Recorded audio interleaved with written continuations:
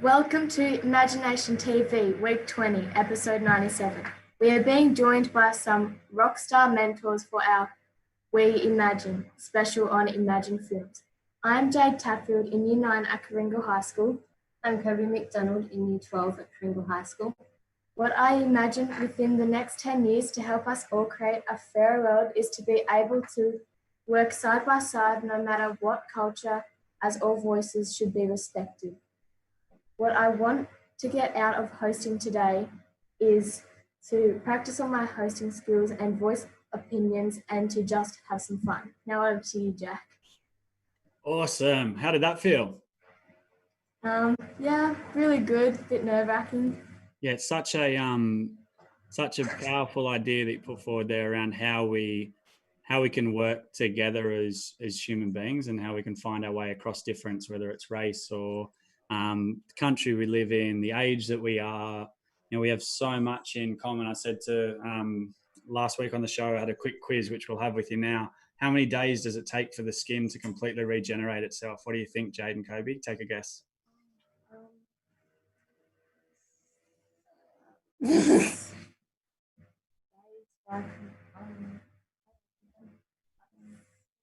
All right, time's up. Pick a day. How many? 6 days. 6 days. 6 days. Okay, what about our live student audience? I think we've got Coringal High as our school partner today. Do you guys want to take a guess? How many days do you think it takes for the skin to regenerate? I think a month.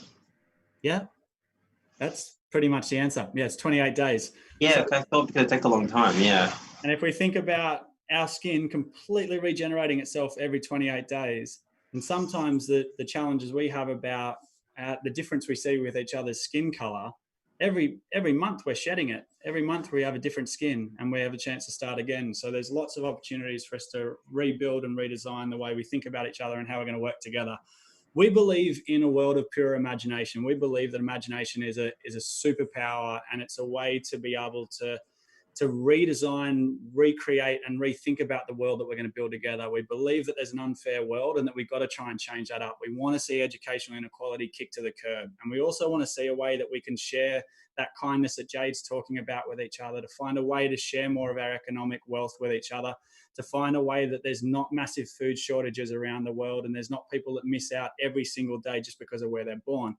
That's what we think we can do with imagination. And over the last couple of weeks, we've been wrapping with the different ideas of what we want to bring together with imagination, which is going to culminate in us launching Imagination University next year, which is going to be a university for everybody, for 5-year-olds through to 105-year-olds, to be trained in imagination over 5 days, then connected with a global network to go out over 10 months and use that imagination to create a fairer world. So we want to open up the idea that higher order thinking is restricted to a certain age bracket or to someone who can afford it, and give it to anyone that wants to go for it. So as we enter into this world of pure imagination, a couple of our friends, Alex Rathbanger and Fem Belling, have recorded this old classic for us to set the tone for today.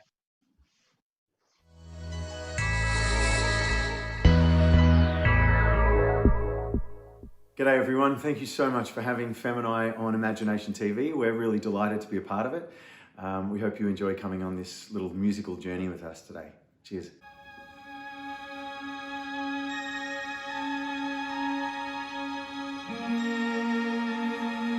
And you'll see into your imagination. We'll begin with a spin, traveling in a world of my creation. What we'll see will defy explanation. Come with me, and you'll be in a world of pure imagination. Take a look, and you'll see into your imagination. We'll begin with a spin, traveling in a world of my creation. What we'll see will defy explanation. Take a look, and you'll see into your imagination.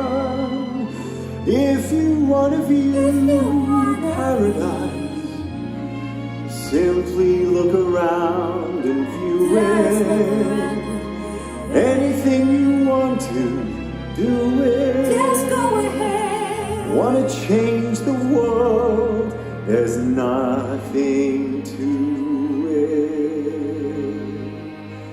There is no life I know to compare with pure imagination. Living there, you'll be free if you truly wish to be.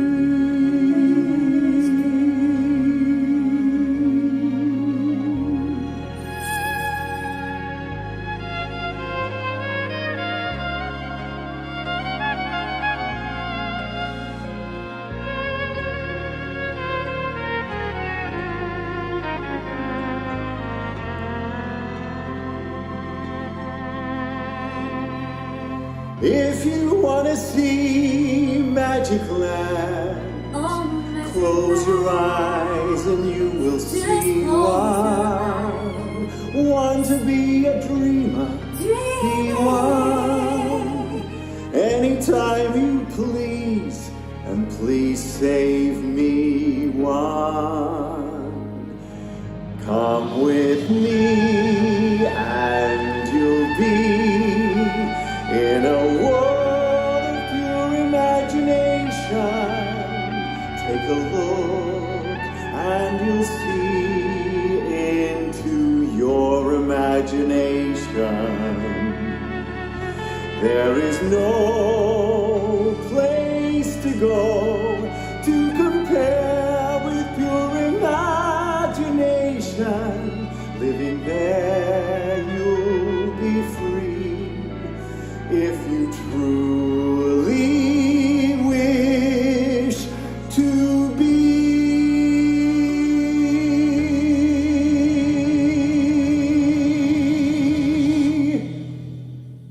Living there, you'll be free if you truly wish to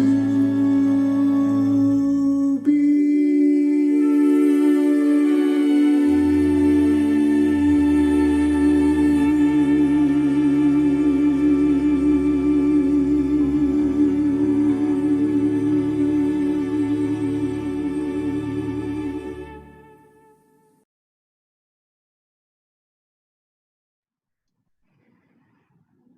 How are you feeling about being on the show today?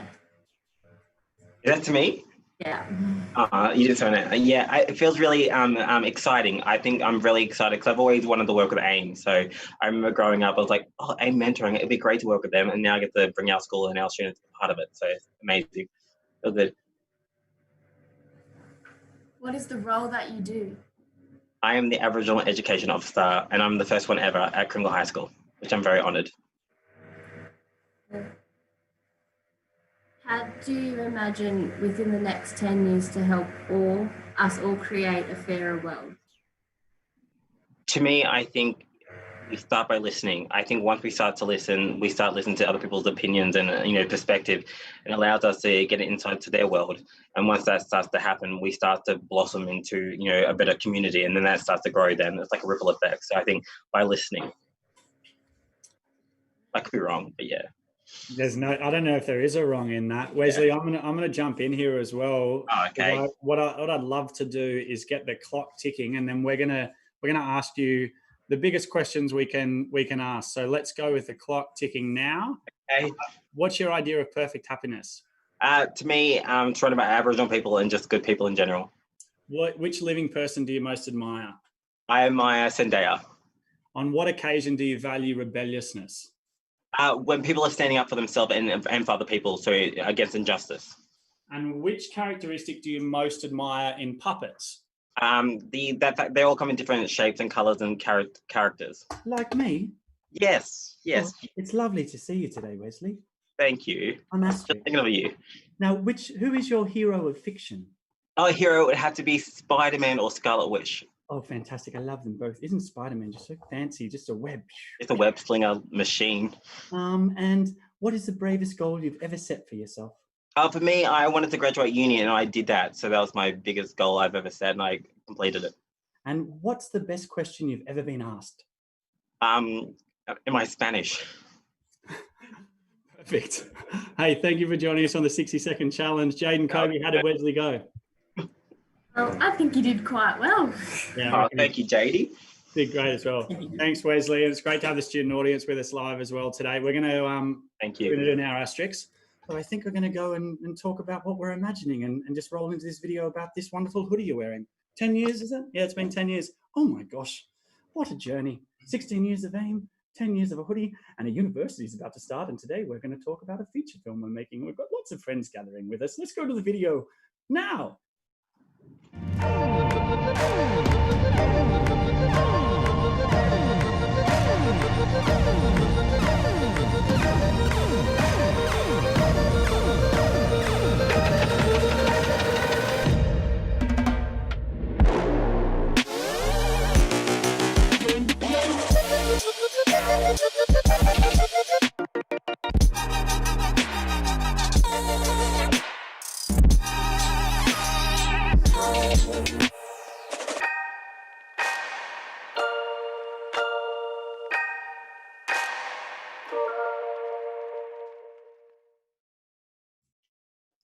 It's great to see the comments coming on the chat line. Loveboy and his imaginary friends is someone's name on the chat line. Imagination is the best, hey. Loveboy and his imaginary friends, I've been waiting for you to arrive into this show. I think we were meant for each other, Imagination TV, and your name is fantastic. Thank you for joining us. Lots of love coming in for the song that's been kicked around. And Will Wensley saying, this is fantastic, a world of pure imagination. Samantha Oliver saying, rebelliousness, injustice, love that. All right, we're going to start rolling into a big creative goop moment where we're going to get a bunch of artists together. And what we're working on today is part of a number of things that we've created together over the last 7 months. So COVID rolled out in a gnarly way about 6-7 months ago. And we were at a chance of being shut down. Schools are closed, universities are closed, and all of the way that we traditionally thought about delivering our support and our work around imagination and working with marginalised kids was suddenly the doors are closed. And so we had 5 days to try and work out whether we could be relevant. And in 5 days, we created a live television show, and this is the 98th episode of it. And since then, we've done a number of different things. And one of them was, it was a dream of mine to always make a feature film. And I always thought that the Google Doc was a pretty interesting world to play with.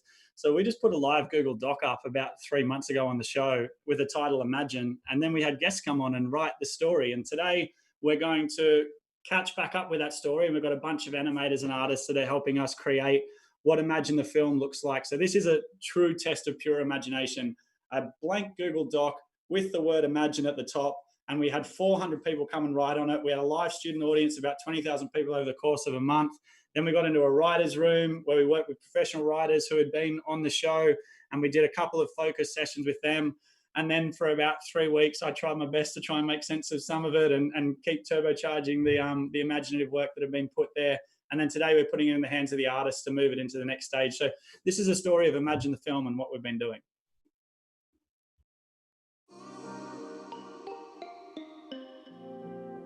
During times of crisis, there is one skill that matters more than anything else. When everything is difficult and confusing, this skill becomes a force that can guide us forward, give us hope, and even make the impossible possible. This force is imagination.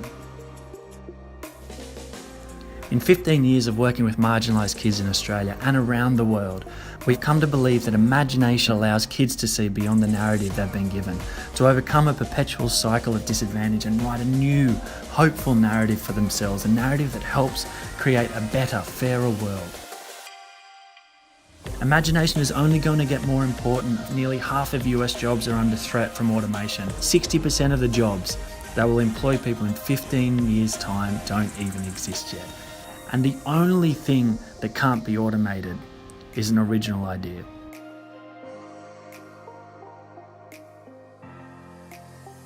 During this time of COVID, during this time of mass recession, during these times of significant global crisis, we have used the power of imagination to do something that hasn't been done before.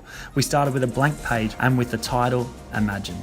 Then we brought in writers, thinkers, designers and artists alongside with the kids at AIM from around the world to write the script for the film, and over the course of a month, that's just what they did.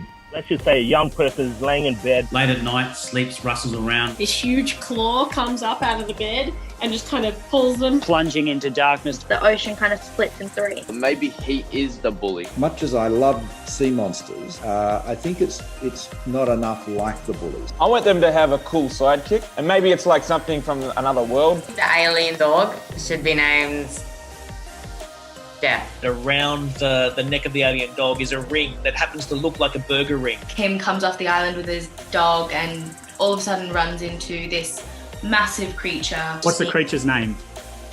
Glob. What does that big creature look like? How big is it? Semi-trailer. And now we're coming to you.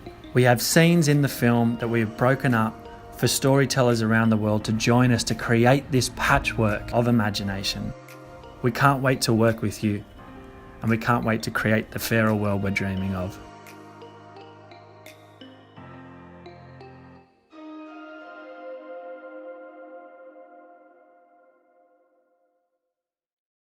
What do you reckon, Jade? Yeah, that was inspiring. I really liked that video. I enjoyed watching that. What do you think, Kobe? It was good seeing everyone come together and make something like that, and writing something and putting it together and having their ideas and input and imagining what they wanted to do. Yeah. Really. And that's a great way to lead into what we're about to do now. So we're gonna whip around 11 incredible individuals who have joined us to now try and storyboard the next section of the film. And so storyboarding is just sort of building a visual example. Storyboarding. Anyway, someone else will define it. Define it on the chat line. I'm going to get into introducing 11 people and then the panel, and then try and keep this live TV show going. Okay, we have Entropico group, and we've got Tom Stone is with us. Tom, how are you feeling about the challenge? Yeah, good. I'm excited. Awesome. So you've got a bit scared as well. A bit nervous. You've got the rave scene, and just to give you a bit of extra context on what we're thinking about creation, we're looking at doing this in a real stadium. So potentially having a concert in a stadium, and the puppets being the people that are going in, and maybe the stadium's empty. Maybe you can add some ideas to it, but we're thinking an empty stadium and a real concert, real like big hitter stars, and these puppets kind of wandering in going, what's going on? So that's a bit of extra context around it. We've got Jonathan from Entropico as well. Jonathan, how are you feeling about diving into this? Hey, pretty good. Exciting. Awesome. All right, well, you guys go get drawing, and we'll keep rolling through the crew that are hanging out with us. We've got Seth, how are you? Pretty good. Sorry, couldn't find the mute button. All good, my friend. I think we all suffer from that challenge every day on Zoom. Hey, we've got you kicking it with Kim and Jeff when they come together and meet for the first time, I think. So enjoy that world as we land in 6 islands and we get to see their adventure as to where they're going to go off to. Have fun with it. Awesome, thank you.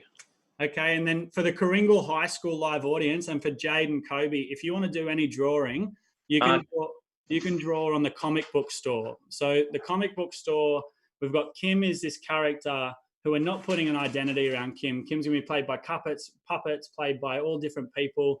And Kim, at the end of the show, at the end of the 6 islands, is going to make it to a comic book store to have this scene. So there's a scene there, and you can sketch as much or as little as you'd like to around that scene and just have some fun. And the one thing I'd say is, this is not a dangerous thing. It's a pencil. Don't worry what you draw. Just put it down and let's just see what happens. Have some fun and have freedom and embrace failure when you go with it. Okay, we're going to keep moving. We've got Breanna. How are you? Good, thank you. Awesome. Loving the background, loving the energy. You've got a musical transition scene for us, so have fun with bringing that to life. Yeah, so I've read the script and I love it, and with the musical transition, I'll be doing today for my drawing, I'm going to be doing a squid, and he's the lead singer of the band. Perfect. And the band is going to be the whale. Oh, I love that. Yeah, really good. Well, don't reveal too many of the things that are coming on the other side. Go for it and have fun with it. Yeah. All right, I'm going to keep rolling through. We've got Jared. How are you? I'm doing well. Awesome, Jared. Yeah, we got that bedroom scene for you. So the frame, if there's any little signals throughout that you want to drop in, any little, what do they call them again? The gifts that you leave in a story that you find later. Anyone? Easter eggs. Easter eggs. There we go. Yeah, any of that you want to drop in, have some fun, man, and go for it. Dave Caldor, he's in my garage. I went to high school with Dave. Dave, you have got the Library of Life and Robot Heads. Awesome. Bye. Okay, cool. Talk, Die. How are you? I'm really good. Awesome. You've got the planetarium puppet scene, dog poop. Enjoy that. Luna Tunes, how are you? Going good. Okay, you've got the tree growing over a lifetime. Enjoy that. Scotty Leonard. Jack, how are you, man? Bryce, you've got the fire creator destroyer. Can you handle that? Yeah, I'll see what I can do. I've no doubt that you can. Go for it. And then Benny Single in Mexico. How are you? Never bad, my friends. Never bad. What a great attitude. All right, the intro to puppets and Hope's rehab as we make that transition is your gig. Go for it. All right, cool. So the story, just to recap where we got to with the story, and then we're going to bring in our panel to chat about imagination, is we've got Hope is a puppet, and Hope's actually here. I'll bring her over.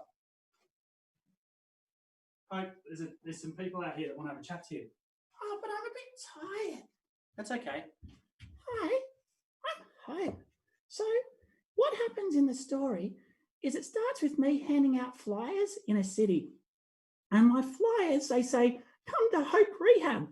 And then a number of puppets find them and they really want Hope and they want to be able to rehabilitate it because it's been a pretty tough time. So they come in to my rehab room and then we watch a movie. And the movie we watch is called Six Islands. And that's where Kim, who's about a 15-year-old, Kim is lying on their bedroom, on their bed in their bedroom. Sorry, I made a mistake. I love mistakes.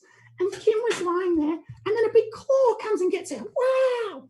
And then Kim says, oh my gosh, I'm going through a crazy time portal. Where am I going? And then Kim lands in Six Islands on a boat next to an alien dog named Jeff. And then Kim goes and visits Six Islands.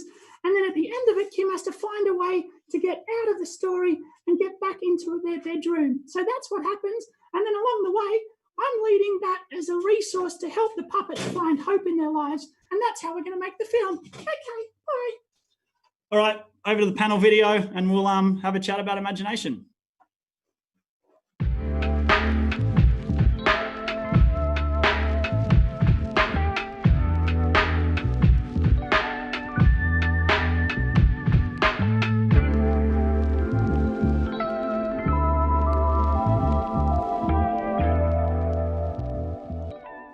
Okay, we've got Denise joining us. Denise, how are you? Great to have you joining on the panel.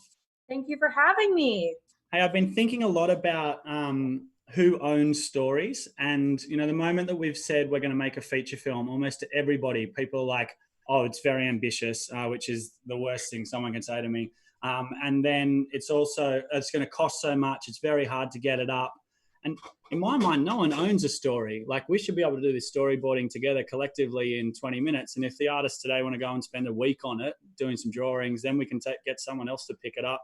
You should be able to make a story for free. And what I don't understand is how we restrict ourselves from starting sometimes. So what's been some of the inspiring things you've seen in your life as you've just seen storytellers go for it and start and then make something from nothing? Well, I think most storytellers, they get to a point, I think society makes them hold back. Then they get to a point where they have no other choice but to speak their story or write their story.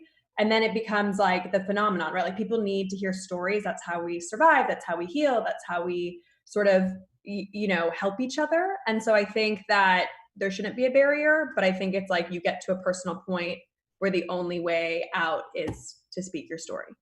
Esteban, tell us your relationship with stories, and let's just start there. Yeah, I think stories have at times made me feel really small and like I was doing it wrong. I grew up, I'm Colombian, and I grew up in Puerto Rico, and then I moved, which is Spanish speaking, and then I moved to Chicago, which is where they speak English. And then I felt like I was doing, like, I felt like I wasn't doing life right because the stories I saw on screen a lot of times didn't reflect my experience. So I think stories have made me feel small, but I think there's other stories that I feel like less alone, right? I'm like, I'm so happy that this person seems like they're reading my diary and I'm not actually crazy, right? I look around and I'm so thankful for that. So I think there's something beautiful of stories that have made me feel like not that much of a person, stories that have totally validated my existence or quirks or things that I was like, are there nerdy Latino Colombians in Chicago? Is there anyone like me? And then you're like, actually, yes. And I can do my own thing and I can write my own story. Well, we're all, Jade and Kobe, we're all fragile, aren't we? Like, we're all looking for someone to say, hey, you did good.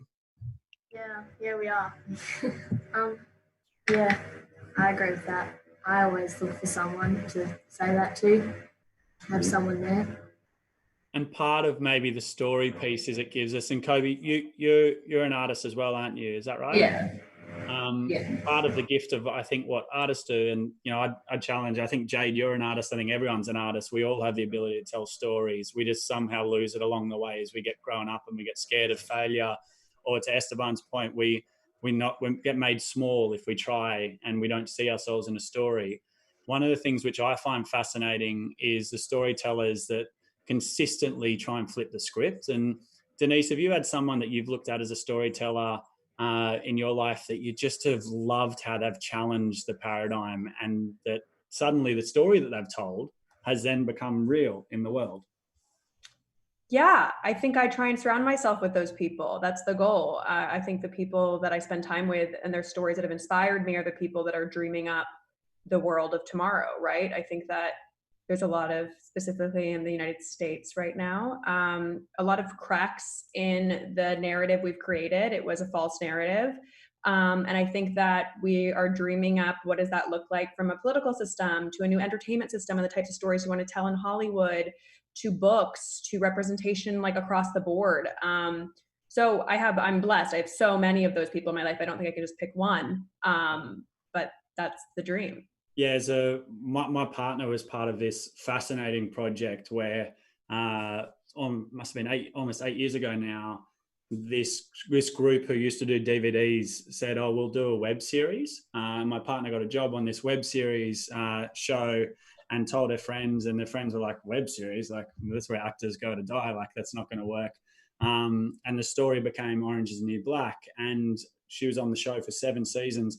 And we've talked often about how Genji Cohen, the creator, just had this ability to sync up with cultural change in America, that there would be, Pusey dying would suddenly mirror this huge movement of challenges around incarceration and how we're talking about what's going on and how that country was talking about what was going on. And it was fascinating to see how storytellers can have your finger on the pulse and be helping us break free of the shackles of the story that we tell of ourselves. And I think, Esteban, part of what I struggle with is that, we had someone on the show this week who's a fascinating thinker, is this world-class journalist, and he also happens to be Aboriginal and, happens to be this really complex paradigm of a being. And Stan said, the whole world's an idea. And so if the whole world's an idea, what are we getting so caught up with trying stuff? That's the biggest question. I love asking that question. I mean, like, you have 30 seconds to answer. The fact that everything around you is made up and people no smarter than you created all the systems that we live in. Esteban, go break that down. Jack, that's big. But yeah, but I think, listen, I think everything starts with I think the world is as big as your awareness. Right, one of my best friends said that once, and I was like, that makes so much sense, right? The world is as big as your awareness. If we understand that the stories we see on screen, that the stories that shape the world we live in are written by people no smarter than us, right? A lot of times someone got lucky, or a lot of times it's a system that's antiquated, right? And they're like parents and their parents and their parents, and you're like, wait a minute, but that's shifting. So I think as we grow and see that the world is an idea, or some of these things that we think are barriers are actually not barriers. Or they are barriers, but we have the ability to shift them collectively. I think my response would be, the world, life is as big as our awareness. That's a big question. Denise, take it and run with it. I was just going to say that the difference between the people that do things and the people that don't is just that. Like, no one should be afraid to go do it, which is most people don't, right? Because they are afraid. And so there's no bad ideas. You learn just as much from failure as you do from success, right? But failure is the absolute greatest growth mechanism you could possibly have. So it's not really failure. And I think that everyone, if they have an idea, just do it. Just like test a bunch of stuff out, see what works, see what you like. I don't think anyone should be afraid to try something. Wesley, who gets to make the stories for us that we play in our life? Is there someone else writing a script for us? Like, how does that work? That's a funny thing, because I've been asked that question too, and that's the beauty of life, that we sort of just show up and then we sort of create our own destiny, like we write the script.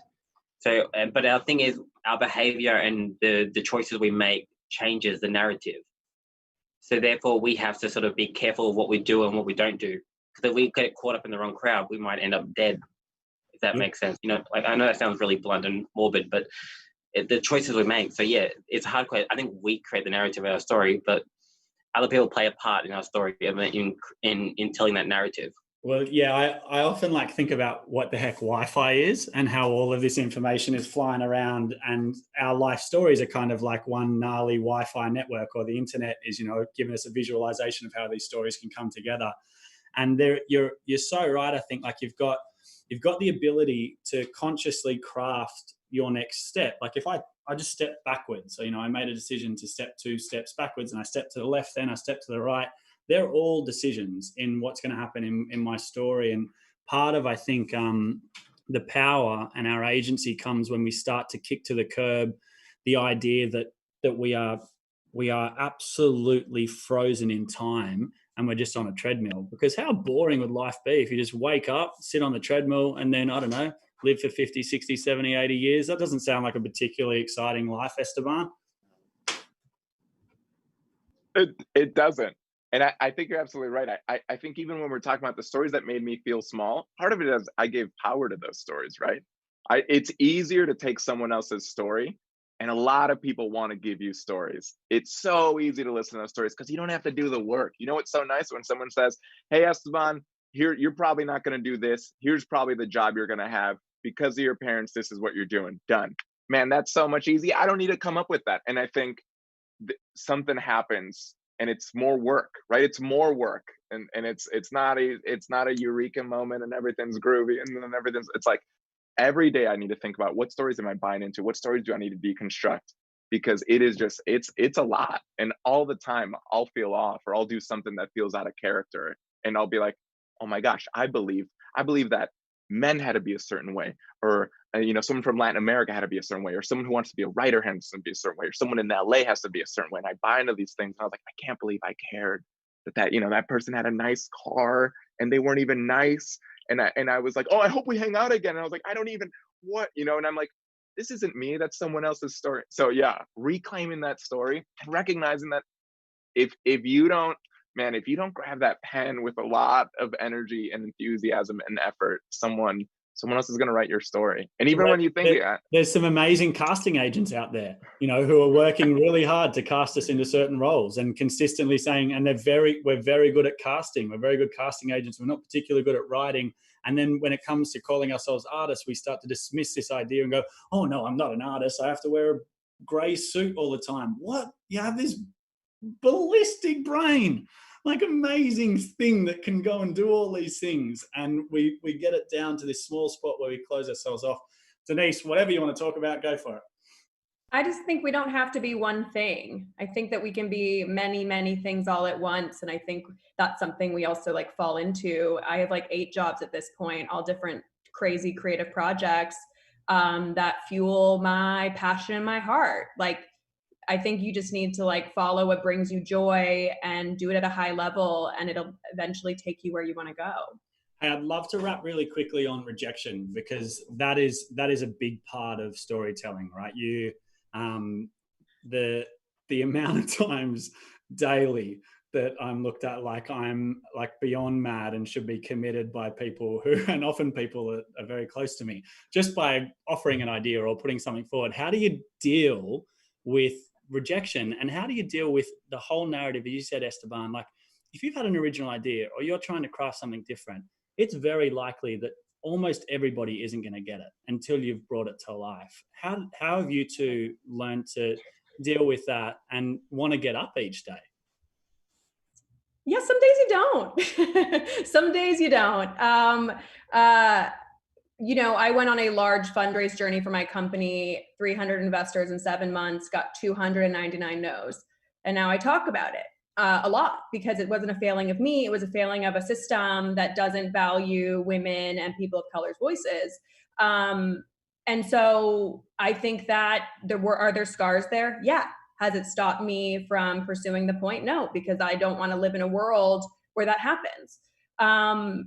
There's a great quote from Brian Stevenson, who started the Equal Justice Initiative. And people always ask him, like, why are you fighting for a broken system, a broken justice system? And he says, because when you fight for the broken, you become broken. You join the broken. And then there's no going back because you're with them. We're all connected. We're all one. And rejection is a part of life. And I think the more you get comfortable with it, the easier it becomes. Like, it's one of those things where if you extended that, the idea that we are not born, like that we are all not broken creatures and that's awesome. Like, it's awesome to know that everything is breakable, that ideas are breakable, that our being is breakable, and that we're in this constant rebuilding. The fact, if we try and pretend that we're in a perfect position of strength and power all the time and we have everything right, we are going to spend our life tortured. But if we can go, oh, broken, pretty like flawed creatures we are as human beings. We're not necessarily these like amazing, gnarly people that we glorify, but as a broken group, we're going to try our best. And then it becomes a very different way of living, doesn't it, Esteban? Yeah, I love that. A way I think about it too is I sort of think about everything as practice. Like, I think about, hey, this is training this this courage muscle, right? Like I go, this is training rejection. This is good. Because and I think that helps me understand it, right? Because it's like, you can't go to the gym and lift like the 100-pound weights right away. I think I've never been able to. I mean, people tell me. I mean, but my strong friends tell me this, right? It's like, you got to start with the 5 pounds. You got to start with the 10 pounds. So I think I mean, it's basically so much rejection, but I go, oh, great. I'm taking it less personally. I'm recognizing that right now I'm recognizing I need to get better. The person who got the job is like brilliantly talented. And also, it's not a competition, right? There's enough for both of us. It's not zero sum. It's not me or someone else. So I think these are things that I'm practicing and growing that muscle. And man, it's hard. Like, sometimes I'm like, I am not where I thought I was with that courage muscle. But I am today from like 18 months ago, or maybe was when I like took the leap to try to do more creative things and write my own stories and things like that. It's like, I can't. 18 months ago, someone would say no and I would crumble. It would ruin my day. And today, this is not an exaggeration, today I got 2 emails from people saying no. And I was like, all right. Like, I can see that progress, that I've built that muscle. And I go, yeah, I want to get better. Let's do it. Or it wasn't the right time. It's not their fault. Why would I be mad at them? Like, that's their job. Yeah. I'm like, great.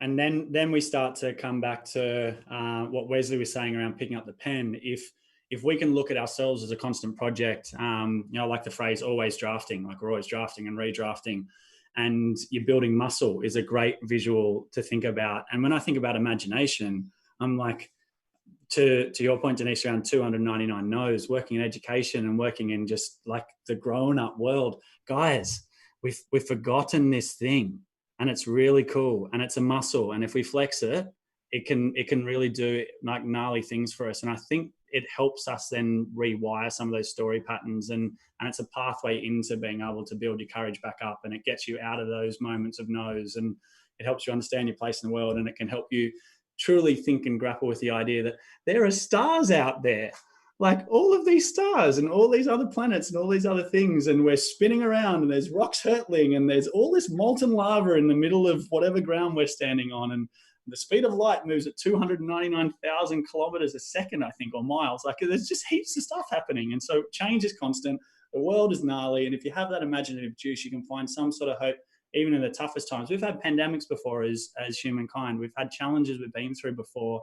And part of our job is to claim the narrative. I think claim that narrative of hope, of energy, that we can find a way through it, and that amongst it all, we've always been broken, and this is another part where it's just been amplified, and we'll try our best through it and get up every day. Yeah, I think in the sometimes we don't know also in the rejection, you feel like it's horrible and your life is over. And the reality is it's usually leading you to something better.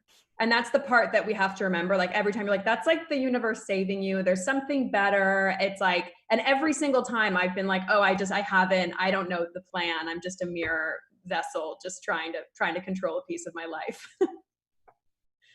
Well, we have been to the universe and back in 18 minutes. I've really enjoyed rapping with you, Denise and Esteban, and we're going to go and check out what's going on with all our different artists. So, Dave, because you're here, come and show us what you've been doing.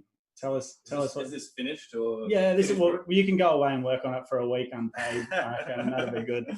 Help the kids. So, do I describe the scene a little bit? Yeah, I'll hold it up for you. Okay, so it starts with this one actually. We've got 2 storyboards. Okay. Kick off with this one. This is unfinished piece.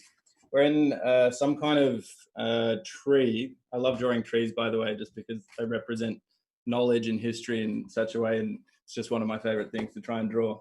And this was a scene about a library where the tree is holding a library of infinite books, infinite knowledge, and our human history and the history of the universe. And the 2 characters, so we got, is it Kim? Kim, yeah. Kim and Jeff, the 3-eyed dog, I believe. Alien dog, whatever Alien you want dog, it to be, yeah. with the burger ring around its neck in the next scene. I picked up on that as you were talking. Yeah. And when I was little, I used to love pop-up books. So I love this idea. I heard there was a robot head. Yeah, the robot head is like a shape-shifting, rotating head. So I started drawing a couple of heads. Yeah, as you nice, can kind of Dave. shift a little. Yeah, pop up. That's it. And let's go quickly into this one. And then we got this one is zooms in. The script talks about this sort of these drawers opening out of their heads, which I love. Is a Salvador Dali image. And so the mind draws, the heads in them, the drawers in their head open up and their minds expand. Knowledge is rushing in. They're having this communication. The script says, one says, to the other. Is that going the right way? Yeah, it's working. That's cool. And then the other says, there's no place like home. That sort of rolls back the other way. There's no place like home. Yes, very clever. DK, thank you for jumping in. We're going to go and check out the other artists. Thanks, Exit everyone. stage left. Thanks, bro. Luna, what have we got? Mine was actually, I think, on the scene just before that one. So it also involves that big magical tree. I've done some storyboarding, like a bit more classic. There's no interactive bits like that, so unfortunately.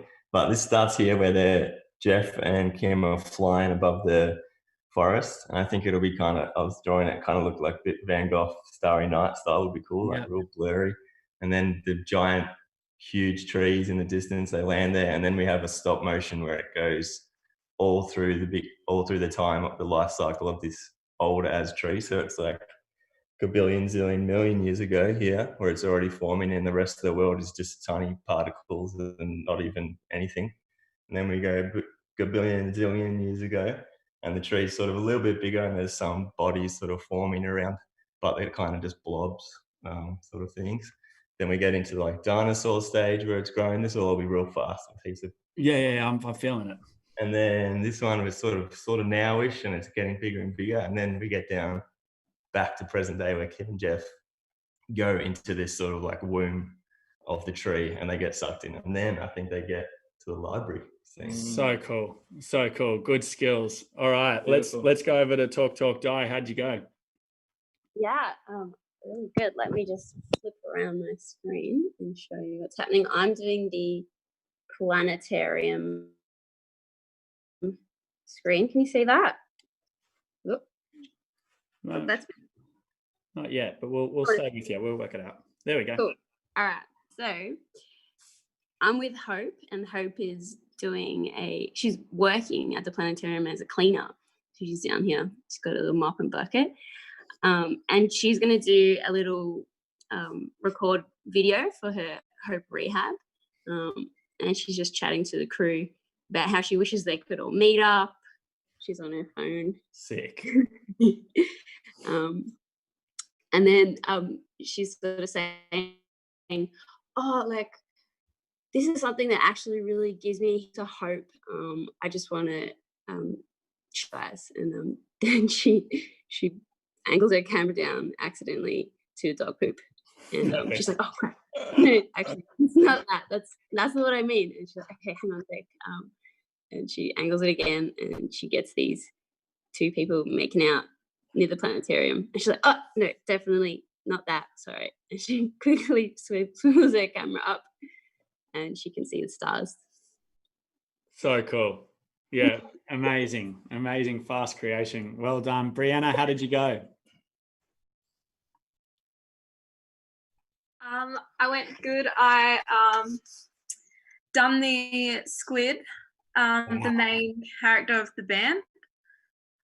That's so cool. The reason why I made him the main character is because on his tentacles, the two main tentacles of a squid, they're like these massive speakers. Perfect. And the on the tentacles down at the bottom, see those circles? Yeah. They will be like LED lights, and because he's the main person in the band, I wanted to include the party attached to him. I love that. Does that make sense? Yeah. Just the squid brings the party. Yeah. That's awesome. Well, congratulations on creating something so special so quickly. Thank you so much. We'll keep rolling around to the crew, and we'll wrap up shortly. So we've got our artists that are finishing up. Jared, how'd you go? We'll just grab you off mute, cuz. So I didn't get to the actiony stuff with the scene in the bedroom, but can you see this? Yeah. All right, so we got Kim sulking in their bedroom. It's kind of messy. There's stuff all over the place. A little close-up of Kim sulking there. Looking down, you can, get some of those Easter eggs in there of what's Kim looking at. There's a puppet poster, a dinosaur, a boat. Nice. And, oh, no, I can't see. Yeah, you're doing great. You're doing great. Okay, so then Kim looks over. Their mom opens the door, is asking, I heard about what happened at school and all that stuff. And he turns around, he's kind of annoyed. And then, where are we at? Okay. Yeah. And then, off screen, Kim starts to approach the door. The shadow, kind of, zooms in on the mother. They come in close, and then they slam the door. And I didn't get any further than that. Unreal. So cool. So cool. Hey, how is the time pressure? That's a lot. There's a lot of things going on in the segment I was given for 20 minutes, so I'm impressed that I got as far as I did. Yeah, it's really impressive. Really cool. Hey, we're going to go to live audience at Coringal High. How did you guys go with your sketches? I know that Riley did really good. Could you actually show it? Yeah, show us, Riley. Come up close to the camera if you can. He's a future graphic design student, I reckon. Oh, awesome.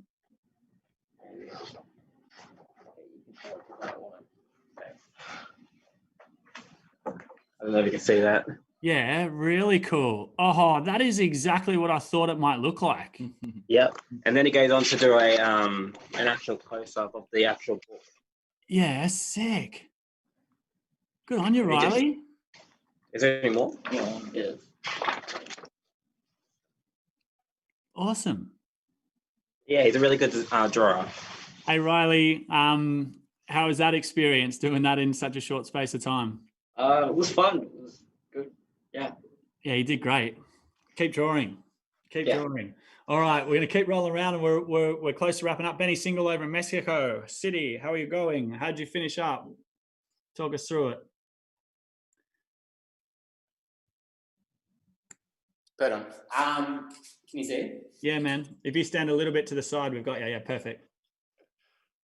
This is Hope at Worksite Train Station in scene 1. Handing out flyers that I'm finished. This is Francis. He's on his way to work. And that's as far as I've gotten so far. Man, it's awesome. There's a lot of paint to get down in 25 minutes, Benny boy. Very, Amazing very, what very happens cool. when you're not like going through your own music. Yeah, dig it. Scotty Leonard. This is so good. I was lucky enough to be able to create the scene where Kim and the alien dog come up against a living forest fire. So you can see the alien dog there. Hopefully that translates, but the dog running to the ocean to get some water to put the fire out. So Man, that's amazing. That's incredible. Amazing. Yeah. Kim's got a name hoodie on as well. Yeah, So, good. That'll keep you warm when the fire's around. Nice, Scotty. Good skills. All right, when we're going to go now to Tom and check in with Tom. Tom, how did you wrap up? Not too bad. It's hard to. It's such a small time frame to get animation done, but we got something. I'll just show you. So we had Jonathan working on a character design. Can you see my screen? Yeah, we got you. Yeah. So and then I started like working on this background. We only got the dog done, but it's something. It's a work in progress. Yeah, radical. Very cool. It's not really used to these kind of time frames. Normally we have weeks of this kind of stuff, but we're getting there. Yeah, love the dog and the vibe and the world moving around. Yeah, really, really fun. How nice are the purples? And then did Jonathan want to share his screen, or is that we'll go with your screen, Tom? Is that all good? Yeah, I can share mine. Yeah, let's go with it. Yeah. We'll get Tom to stop sharing, I think, and then we'll jump over. Stop sharing. Have I stopped? Yeah. Okay. So I've got my little dog, which is in process, and I'm starting to cutting out layers to be able to animate it. So get the mouse getting moving. You can move the pupils. It's looking right, left, and yeah, just starting to build up slowly. Beautiful. And that's where I'm at. Very cool Amazing. creations. And then we've got Seth, who's I think bringing us home. My turn. Yeah. So we go to Kim. She's on the boat, and it says she's breathing. The air visibly moves in front of her, so she takes a big breath, and it cuts in. You see all the tiny particles dancing around in and out of her mouth, and it kind of pans up. She's just kind of looking, and then we go through her eyes, and we do a pan of looking at the islands. She just looks around the boat. Do you want to share your screen, Seth, so we can have a look at what you're looking at? Yeah.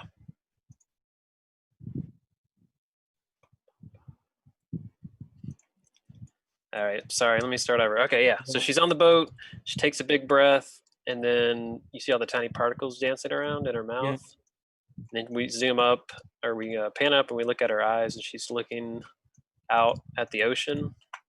So she sees all the islands. Yeah, great. She's looking around the boat, and then she lands on Jeff. Yeah. Just sitting there. Great, Jeff. And then she's just like looking around at the boat. She looks out at the vast ocean. And then it says she takes 3 more big breaths, and the air particles are dancing again, and it's like a little universe, like a star universe, in and out, in and out. She's like not hyperventilating, I'm assuming, but just breathing a lot. And then we go back to Jeff. We zoom in on his eyes, and then we start looking through his eyes, and that's how far I got. Awesome. Unbelievable effort collectively from all the artists. Well done. Thank you all for being a part of that journey. And isn't it cool what we can do under pressure when we unlearn the forms of when we're meant to operate? You know, we've got a timeline of a week or 2 weeks, and suddenly you get together for 25 minutes in a different environment, and it's incredible what's possible. So very, very cool. Can I give a quick shout out just to the writing that was behind it as well? Because I'm sure all the artists would agree, coming into that and picking it up fairly blind. It's just like, it was so rich as a starting point to work with. And that's big props to everyone who's worked on the writing. 400 odd people from across 18 different countries. Dave, you're doing great as a co-host. All right, we're going to go back to Jade and Kobe to close it up. Jade, Kobe, how'd you go? Did you do any drawing? I did. Yeah, did some drawing, but yeah, we got a bit creative. Awesome. How was it co-hosting today? What did you get out of it? I got really inspired, and I loved watching everyone's artworks, and it was really important to me that there was no shame or anything or mistakes. There was just a lot of imagination. You could do what you want, and that was really special to me. Yeah, cool. Kobe, what do you think? I liked how everyone, I got out of how, even though we're all together through this, we have come together by drawing stuff under pressure, which I thought that was pretty cool to do. It was a bit confusing on what we're actually drawing a little bit, but we got there. So it's always confusing, don't you worry. Everyone's always confused, I think. It was very nice hearing everyone's ideas and just being able to listen and be a part of today's broadcasting. It was nice. Yeah, awesome. Well, thank you both for being co-hosts. I thought you were brilliant, really thoughtful and considered in the way you engaged. And it was great to have Kringle High School. Thanks, Wesley, and thanks for all the live students who are a part of the show experience today. Thank you so much for having us. Pleasure. That wraps up the week of Imagination TV. Next week on Monday, we've got our final episode for this season before we then have a break for a few months. And then we'll be coming back on October 1, launching Imagination University to give a stage for people around the world to be trained in imagination and go out and organise change. And that'll be when the applications start, and lots of exciting things on the other end. Hopefully we'll get more progress on Imagine the Film and a few other things that we're cooking up together as well, including potentially opening a physical imagination factory in Sydney, which we had a really great conversation around yesterday. We're going to finish today's show and round out the week with a song that a bunch of the students that we work with around the world performed as an anthem for us a few years ago, along to Sam Cooke's original tune that A Change Is Going to Come. Thanks for dropping in. Thanks for fighting for imagination. Let's keep pushing for progress and for people to be complex. And thanks for joining us on Imagination TV. See you again.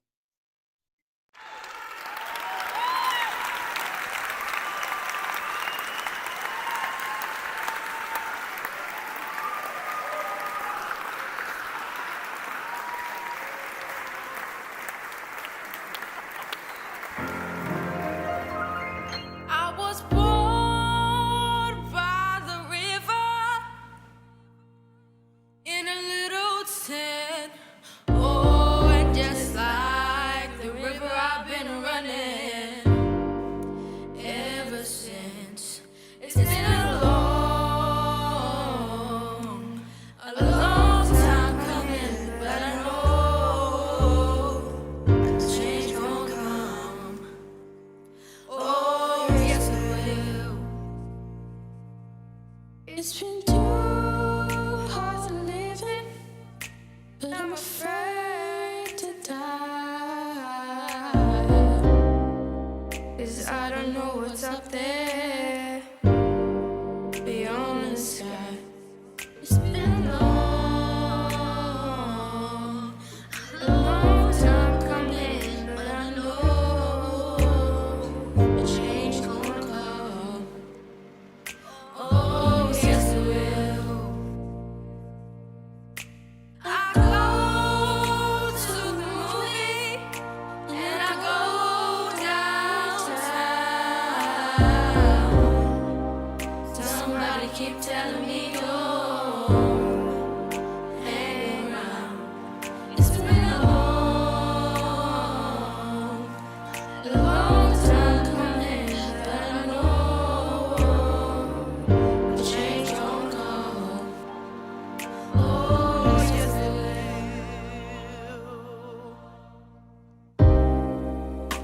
Then I go to my brother and I say, brother, help me please.